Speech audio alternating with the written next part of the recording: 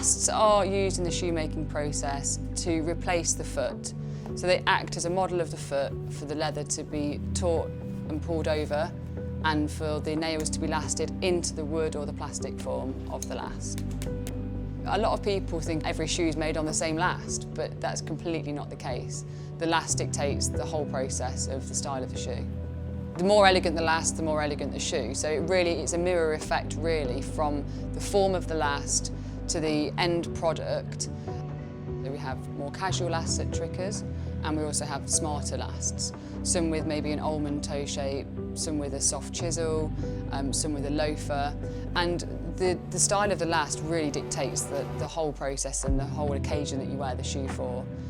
Our lasts come in all sizes, up to size 13, and they come in also different widths. So we have the standard width, and then we go up to 2 widths wider than the standard width fitting. Trickers have their lasts supplied by Springline, and Springline are the only remaining last maker in the UK. And they're actually also based in Northamptonshire, about 3 miles away from our factory on St Michael's Road. I think having a bespoke last versus off the shelf feels very different. A lot of customers at Trickers who have bought off the shelf throughout their life quite often get to a certain point, maybe in slightly older age, where they think that they deserve to invest in bespoke shoes, and they may have a pair of shoes that fits them perfectly off the shelf from Trickers, but they want that shoe replicating in a bespoke form. I'm actually working alongside a customer at the moment who is requiring just that, and I think they just like the thought of something being really special, handmade start to finish, the threads being made, every single stitch being done by hand. So in the bespoke process, we meet a customer and we measure their feet. Every pair of shoes is made to measure, so the last is even more important that the measurements have to fix to that exact customer's foot. And we take those measurements along with a mould to Springline, and once the initial turn of the last has been made, we do a mock-up shoe for the customer. We go and meet the customer, usually in our German street store or here in Northampton, and if any alterations are needed, they go back to Springline, who then alter the last, and we do that until we get the perfect fit for the customer.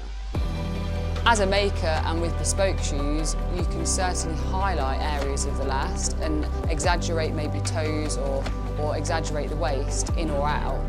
But with a bespoke last, the limitations are just endless really. So it's a matter of, after a fitting with a customer, they may say, I'd like the toe to be a little bit more defined. So we can go back and either I can do that via using leather stiffeners, or it can go to the last maker and they can just make that last a little bit more elongated in the toe, and it can achieve the look the customer's after. We can manipulate different shapes and achieve different outcomes. So I think it's down to what the customer wants. If they want something bespoke to look exactly as it would off the shelf, then we can achieve it. If they want something bespoke that has elements of something we offer off the shelf, but with tweaks, then again, it's something we can do. So, because quite often, a customer that's bought stock shoes off the shelf from a company such as Trickers don't always understand that there's not actually that many limitations within bespoke. You can open it up into a lot of different areas.